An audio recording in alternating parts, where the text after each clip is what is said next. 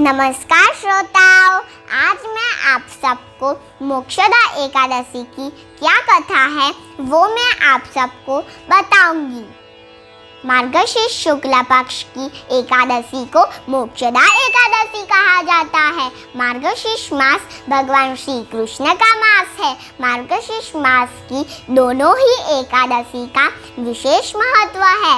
महाभारत युद्ध में भगवान श्री कृष्ण ने अर्जुन को उपदेश दिया था, इसीलिए इस दिन को गीता एकादशी भी कहा जाता है। मोक्षदा एकादशी का व्रत करने से मनुष्य के सभी पापों का नाश होता है और उनके मोक्ष की प्राप्ति होती है। इसीलिए इस पवित्र दिन पर ब्राह्मण भोजन तथा दान आदि कार्य करने से विशेष फल की प्राप्ति होती है। इस दिन भगवान दामोदर की पूजा विधि करनी चाहिए और इस दिन मोक्षदा एकादशी का प्रभाव से पितरों को मोक्ष की प्राप्ति होती है। अब मैं आप सबको मोक्षदा एकादशी की क्या कथा है वो मैं आप सबको बताऊंगी। पद्म पुराण के अनुसार धर्मराज युधिष्ठिर के द्वारा भगवान श्री कृष्ण को मोक्षदा एकादशी के विषय पर पूछे जाने पर भगवान श्री कृष्ण ने धर्मराज युधिष्ठिर को मोक्षदा एकादशी की कथा सुनाई। तब भगवान श्री कृष्ण ने कहा कि प्राचीन काल में गोकुल नगर में एक वैखानस नाम का प्रतापी राजा राज करता था। वह धार्मिक प्रवृत्ति वाला था।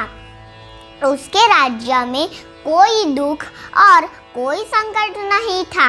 एक दिन राजा वैखानस अपने शयन कक्ष में निद्रालीन थे। तब उनको अपनी निद्रा में सपना आया और ऐसा सपना आया कि उनके पिताजी कष्टों के पीड़ा भोग रहे हैं। तब राजा अपने पिताश्री को ऐसे संकट में देखकर बहुत व्याकुल हो गए। राजा वैखानस अपने पिताश्री को ऐसे संकट में देखकर बहुत दुखी हो गए। राजा के राज्य में चारों वेदों के ज्ञाता ब्राह्मण रहते थे। तब राजा ने प्रातः काल ही ब्राह्मणों को आमंत्रित करके दरबार बुलाया और उनको अपने सपने की सारी बात कही। तब ब्राह्मणों ने सुझाव दिया कि यह तुम्हारे दुख का नाश पर्वत नामक मुनि कर सकते हैं, उनके आश्रम में जाओ। फिर राजा वैखानस अपनी शंका को लेकर पर्वत नामक मुनि के आश्रम में चले आए और उनको प्रणाम कर अपने सपना की सारी बात सुनाई। तब पर्वत नामक मुनि ने राजा वैखानस के सपना की सारी बात ध्यानपूर्वक सुनी तथा अपनी आंखें बंद कर राजा के पिताश्री को देखा और देखकर कहा कि हे राजन, तुम्हारे पिताश्री नरक में पूर्व जन्म के पापों का कष्ट भोग रहे हैं। उन्होंने एक सौतेली स्त्री के वश में होकर अन्य स्त्रियों का सम्मान नहीं किया था।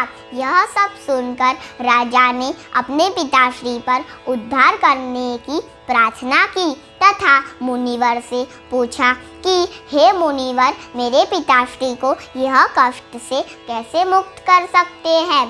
फिर मुनिवर ने कहा कि हे राजन, यदि तुम मोक्षदा एकादशी का व्रत करके उसका पुण्य अपने पिताश्री को दान कर दोगे तो अवश्य ही तुम्हारे पिताश्री को मोक्ष प्राप्ति होगी।